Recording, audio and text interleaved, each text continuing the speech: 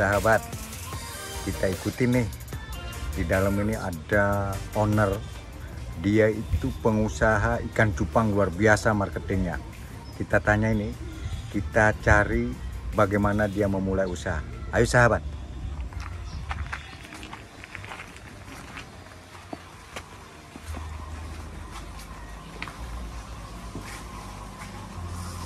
Pak. Ya, assalamualaikum mas. Waalaikumsalam.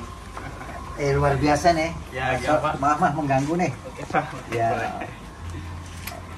Mas gini, saya ingin nanya nih, cerita-cerita ini Mas Riyandi ini udah kemana-mana ini usahanya. Alhamdulillah. Alhamdulillah ya, malah sampai ke luar negeri ya. Alhamdulillah Luar Pak. negeri.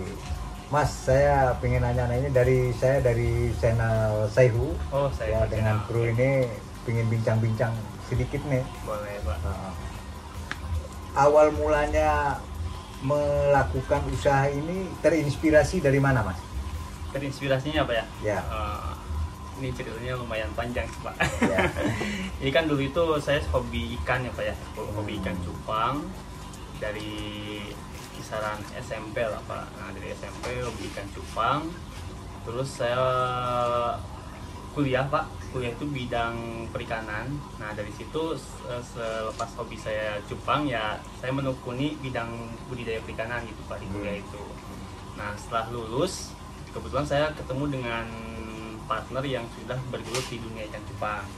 Nah dari awal situ kita juga jadi tergugah lagi gitu, hobi dulu terus jadi nyambung lagi. Nah mulailah dari situ beli ikan cupang gitu Pak. Jadi berawalnya dari hobi ya? Dari hobi, harus dari hobi. Harus dari hobi. Ya. Jadi sahabat, untuk memulai usaha itu memang tertanam dari hobi. Ya, hobi itu adalah suatu energi yang luar biasa bagi setiap pelaku usaha. Ini mas, saya ingin nanya-nanya nih. Ini kan banyak nih jenis ikannya nih. Jenisnya ada berapa jenis mas kalau di ikan cupang? Kalau di sini kalau jenis itu ada satu Pak, jenis plakat. Nah kalau misalkan secara umum jenis cupang itu kan banyak Pak. Ada plakat, ada half moon, ada crown tail, terus ada whale beta, ada giant. Nah kebetulan di Adrenaline Aquatic Farm ini cupangnya jenis plakat gitu Pak. Tapi kalau warnanya itu di sini ada multicolor, terus ada blue rim, ada avatar, ada juga FCCP, dan ada juga Nemo Cooper gitu untuk saat ini. Ya. Ini kan apa, orang beli itu kan sesuai dengan hobi juga ya. Ya Karena ini ikan bukan ikan konsumsi. Bukan ikan konsumsi. Ya. Jadi pasti mempunyai daya tarik tersendiri. Ya. Ini adalah estetikanya yang tinggi nih di ikan ini. Sudah berapa lama mas? Kalau untuk usahanya sendiri saya baru jalan 3 tahun lebih. Untuk usahanya, kalau untuk hobi kan tadi dari SMP. Hobi dari SMP, tapi memulai usahanya sudah 3 tahun. Sahabat, ini luar biasa nih, Mas Andrian ini sudah kemana-mana nih cara memasarkannya. Saya tidak tahu, padahal ikan ini tidak semua orang suka. Apakah di dalamnya itu ada suatu metode atau model supaya ikannya itu dibeli oleh orang. Tapi usaha kalau tidak ada yang beli, buat apa?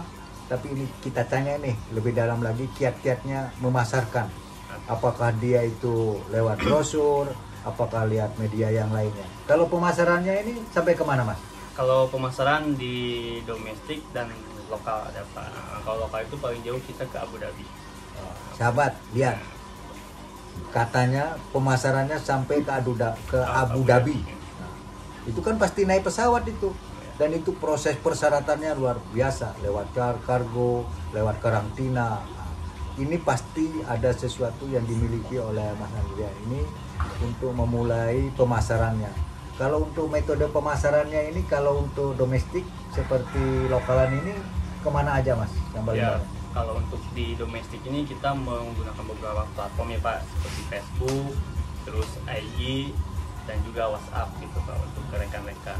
Nah, tapi untuk yang lebih dominannya yaitu di Instagram Pak, kalau untuk Adrenaline Aquatic sendiri.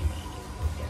Jadi sahabat, untuk pemasaran itu ada beberapa media, lewat Facebook, lewat WhatsApp, Instagram. Tapi yang lebih tepatnya itu yang banyak diminati rata-rata di Instagram ya. Instagram di Instagram.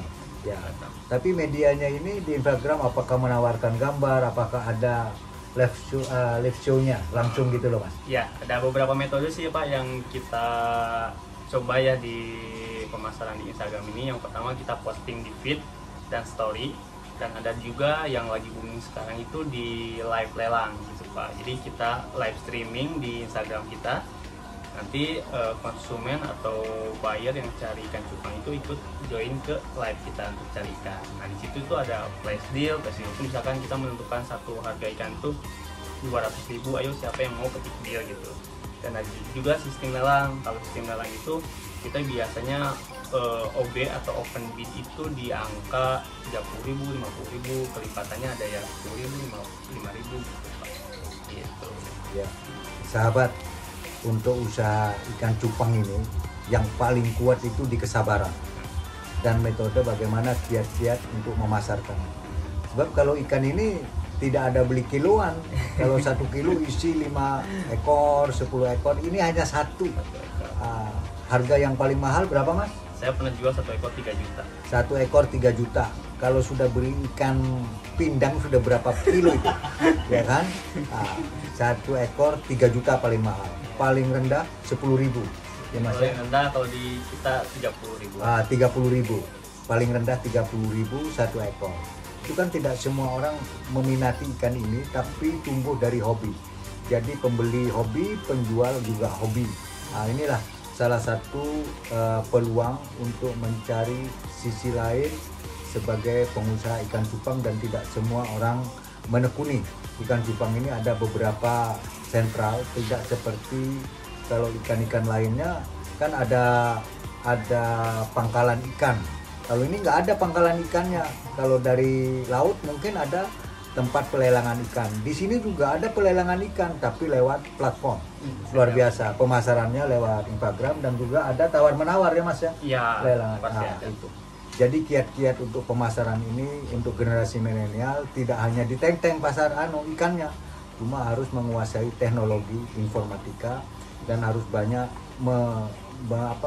membaca dan supaya berkembang proses-proses IT yang berkembang untuk pemasaran. Saya kira itu Mas, terima kasih Oke, banyak Mas siap. Andrea, sukses. Oke. Sahabat, kunjungi ya Adrenalin di- Aquatic Farm. ya Adrenalin Aquatic. Adrenalin Aquatic Pak. di mana ini? Di Cianjur, Pak. Di Cianjur. Oke. Kalau mau belajar Mas, mau magang di sini untuk generasi milenial. Ini adalah suatu peluang, tidak semua orang bisa melakukan.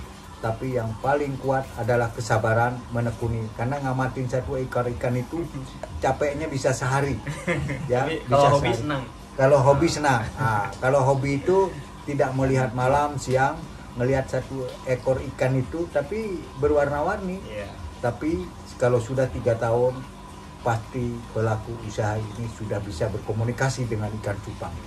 Ikan cupang itu lapar, tidur, ya kan udah tahu. Ya kan? Karena kalau untuk airnya ini ada air tertentu ya Mas ya? Untuk Iya, pakannya?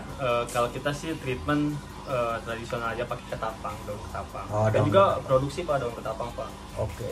Jadi sampai saat ini alhamdulillah kita udah jual 3 ton, Pak. daun ketapang. Ini ya Mas ya? Nah, iya, Daun jadi ketapang ya? orang yang dianggap sampah, Pak, yang di jalan-jalan ini bisa jadi rupiah gitu, Pak. Wah, ini sahabat, ini kalau di pinggiran jalan ini dibuang. Iya, Padahal dibakar. kalau di mana Di adrenalin bisa di jadi- adrenalin bisa jadi uang ini. Ini ada peluang. Jangan remehkan keringnya, Iya. tapi isi dari keringnya ini ada dolar di dalamnya. Ini daun ketapang untuk ini ya Mas. Ya? jadi untuk airnya. Untuk Jadi ini, Mas. untuk penyerta biofilm. Airnya. Jadi kalau untuk air putih itu gimana ini Mas?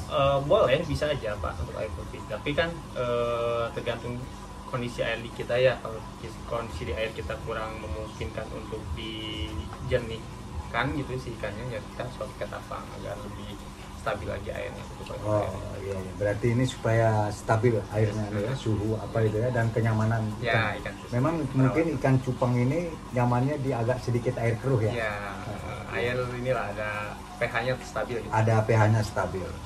Ya. Jadi kalau suhu badan stabil, ikan cupang ini suhu badannya lincah.